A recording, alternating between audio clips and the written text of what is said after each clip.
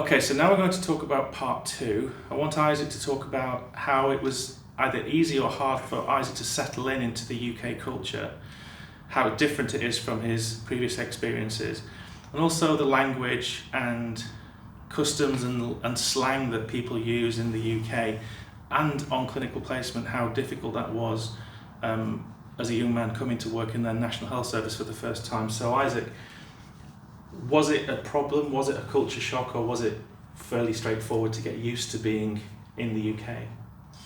Yeah, I think that would be a must for any people come around from other countries. But for me personally, I'm a person who enjoys jump over the comfort zone. Okay. Even I study abroad in China, so it's a kind of comfort zone I need to jump off from Hong Kong.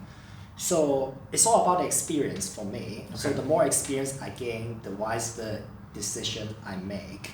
So it also applies on my clinical placement. Okay, of course, it is known that we got different cultures in the clinic, especially for my placement, but I don't mind. I just try to feel about it and try to adjust to fit myself in. We were talking before we started filming about your previous experience, and you were saying that a typical appointment in your previous country was 5 minutes. Yeah. For a consultation. Yeah, they're talking about efficiency, but they're lacking empathy. Okay. So that's a really good thing that my country doesn't do. So it's all about the empathy. We also talked before we started filming about something that you've done as well as your studies. So what we do with our students is that we interview online, and we ask students to help with the interview process, and Isaac volunteered to help interview with one of our staff members and found that very valuable. Can you talk about that, the interview, the experience of being an interviewer? Because this time last year you were being interviewed by me. Yeah. Now you're helping to interview future students. That must be quite nice for you. So I'm going to mention my personal interview experience compared to the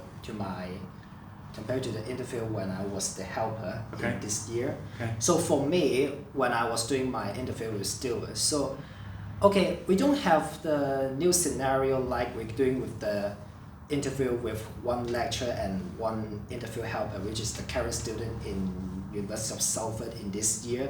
But because my interviewer is Stewart, so I feel okay, it's all relaxed. You remember when you were doing your interview with me, you're sitting like this. So it's kind of an else for me. So I'm not going to feel very stressful, like something is dressing right here with a suit, like here. So that makes me very stressful compared to another. Okay, I'm going to admit it was still a professional interview. Yeah, it's still professional like that. Doesn't matter. Okay, but I mean, still asked so many questions that relate to the physiotherapy and about your personality.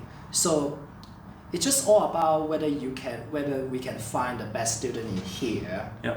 Yeah, we try our best to find that.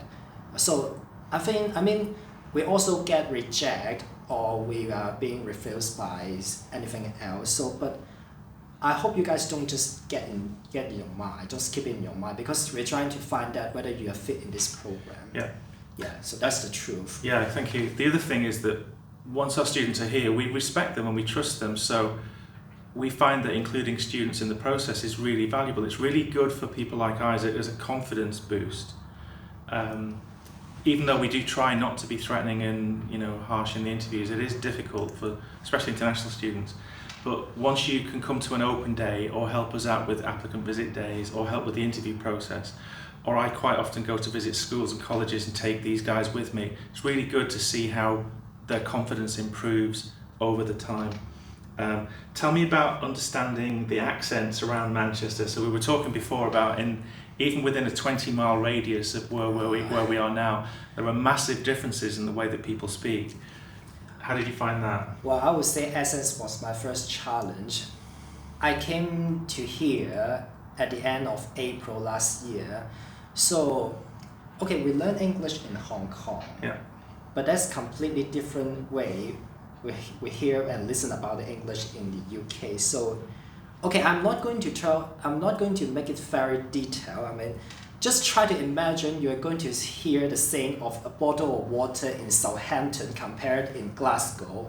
For the people who said this word, you can feel what we call the accents. Just imagine it. Bottle of water or bottle of water. Just compare it.